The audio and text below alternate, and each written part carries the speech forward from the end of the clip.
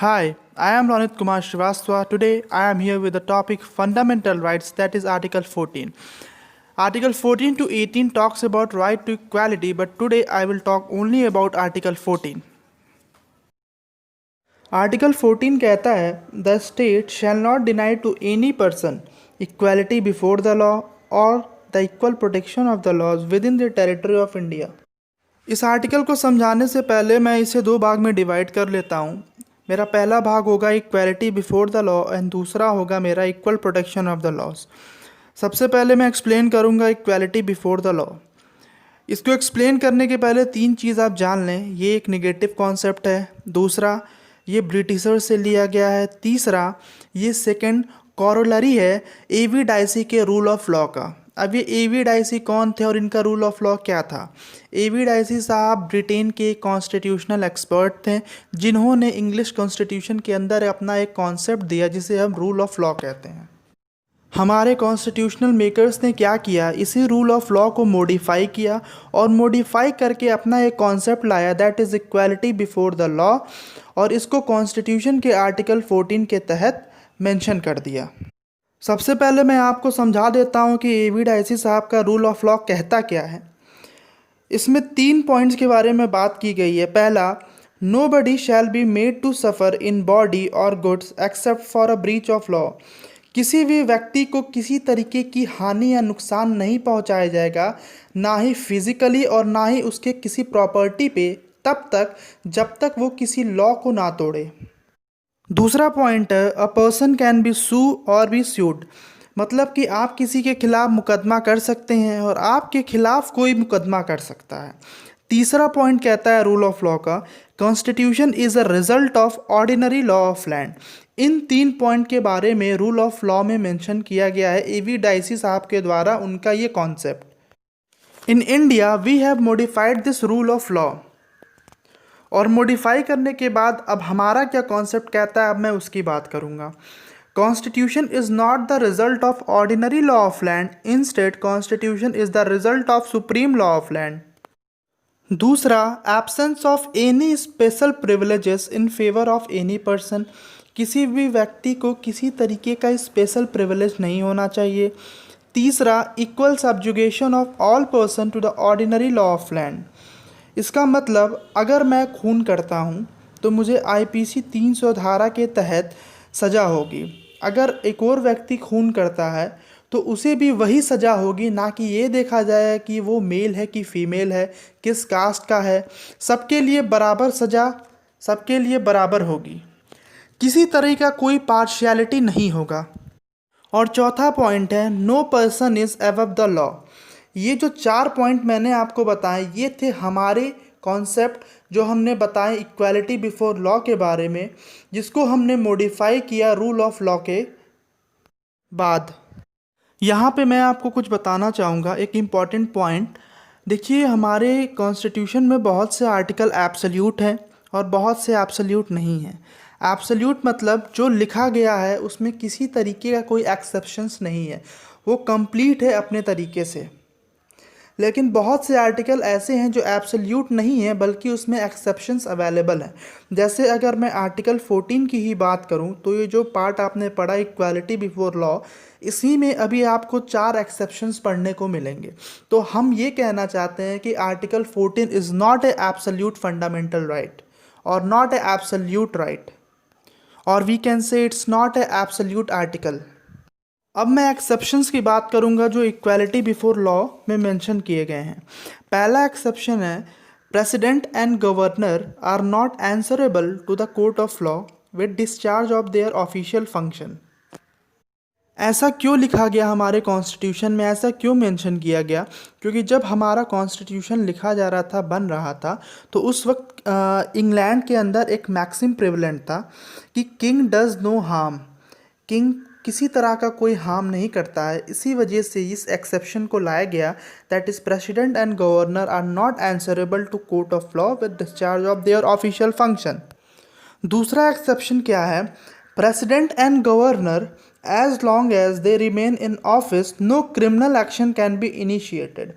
मतलब समझिएगा, अगर मैं प्रेसिडेंट हूँ या गवर्नर हूँ, अगर मैं कोई क्रिमिनल कर देता हूँ या क्राइम कर देता हूँ तो मेरे खिलाफ किसी तरीके का कोई क्रिमिनल एक्शन नहीं लिया जाएगा तब तक जब तक मैं अपने ऑफिस को एंजॉय कर रहा हूँ। एक एग्जाम्पल देता हूँ मैं आपको यहाँ पे। आंध्र प्रदेश के जो गवर्नर थे एमडी तिवारी, उनके ऊपर सेक्सुअली असॉल्टिंग का केस हुआ था एक विमेन के द्वारा, लेकिन उनके अगेंस्ट कोई क्रिमिनल एक्शन नहीं लिया गया। तो करना क्या था, तो फिर उनको फोर्सफुली रिज़ाइन कराया गया। अब वो अपने पोस्ट से हट गए, फिर उनके ऊपर चार्जेस जितने भी लगाने थे वो लगाए गए। मतलब जब तक वो ऑफिस में थे वो फ्री थे, वो बचे हुए थे। जैसे ही उन्होंने अपने ऑफिस के पोस्ट को छोड़ा, उसके बाद उनके ऊपर वो सारे केसेस लगा दिए गए। तीसरा एक्सेप्शन क्या है, no civil proceedings in which compensation और relief is claimed can be filed against the president और गवर्नर।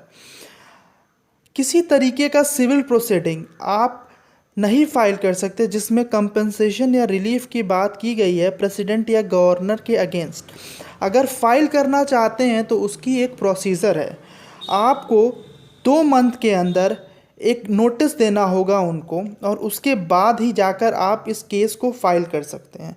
लेकिन एक बात मैं आपको बता दूं, अगर कोई क्रिमिनल एक्टिविटी है, नथिंग कैन बी डन। मतलब कि जब तक वो ऑफिस में है आप किसी तरीके का चार्जेस इम्पोज नहीं कर सकते हैं। भले ही आप सिविल प्रोसीडिंग में आपको छूट है कि 2 महीने के अंदर आपने नोटिस दिया और फिर आपने उसके बाद केस को फाइल किया। चौथा क्या है, जो चौथा है वो एक बहुत इम्पॉर्टेंट एक्सेप्शन इसमें प्रदान किया गया है। चौथा एक्सेप्शन कहता है, visiting heads of countries and foreign diplomats are not answerable to the court of India in discharge of their official function। मतलब कि कोई भी फॉरेन डिप्लोमेट अगर इंडिया में है, कोई विजिटिंग हेड आया हुआ है, अगर कुछ वो करता है, कोई गलत काम ही करता है, तो फिर वो आंसरेबल नहीं होगा कोर्ट ऑफ इंडिया को। क्यों? क्योंकि वो गवर्न होते हैं Vienna convention of diplomatic relation 1961 के द्वारा। एक केस बताता हूँ मैं आपको। A particular diplomat from Saudi Arabia was residing in India. He was sexually exploiting his maids who were from Nepal. He was not arrested, no case was filed because of diplomatic immunities. These foreign diplomats are governed by Vienna Convention of Diplomatic Relation, that is 1961। तो ये थे 4 exceptions जो equality before law के under mention किया गया है, और ये बताता है कि आर्टिकल 14 एक एब्सोल्यूट आर्टिकल नहीं है। अब मैं बात करूँगा सेकेंड पार्ट की, that is equal protection by the law. ये जो सेकेंड पार्ट है इसके बारे में हम कुछ चीज़ें जान जाएं। जैसे ये एक पॉजिटिव कॉन्सेप्ट है, originated under the US constitution.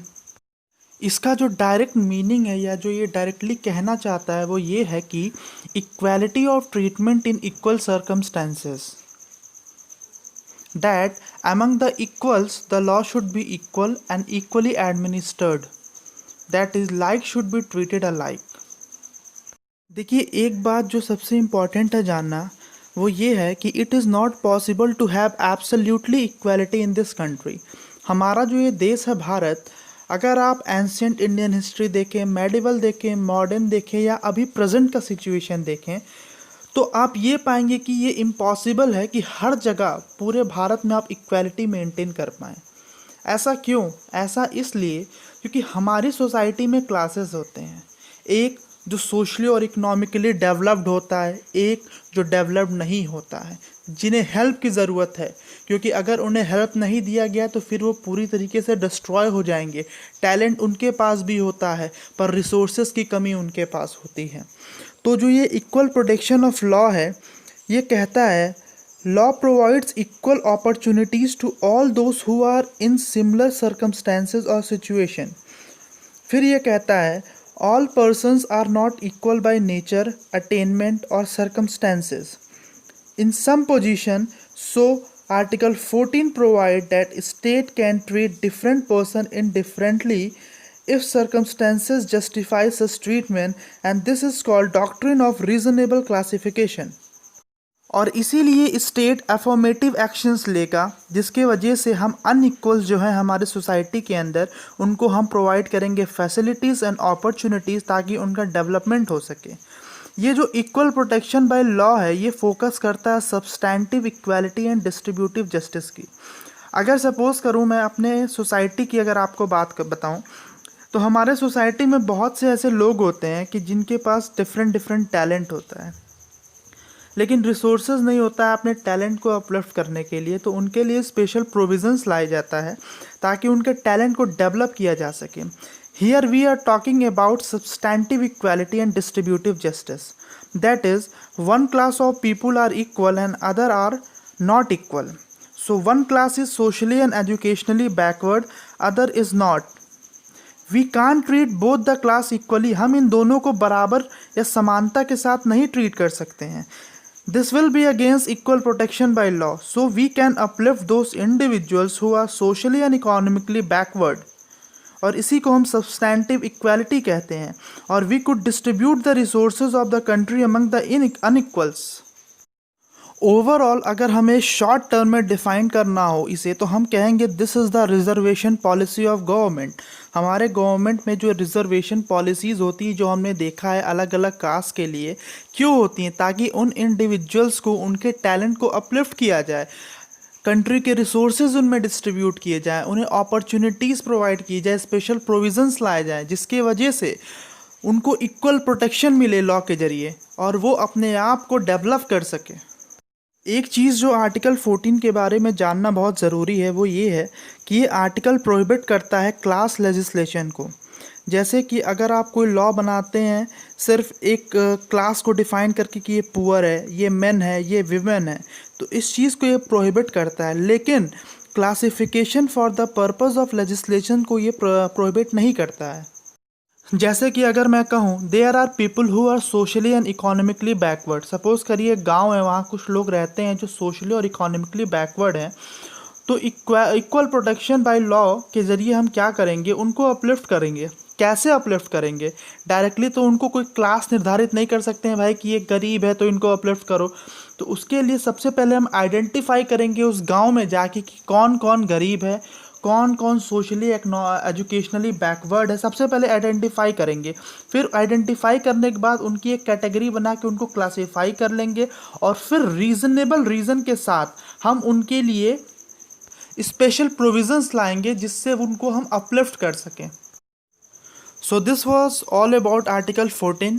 Thank you so much.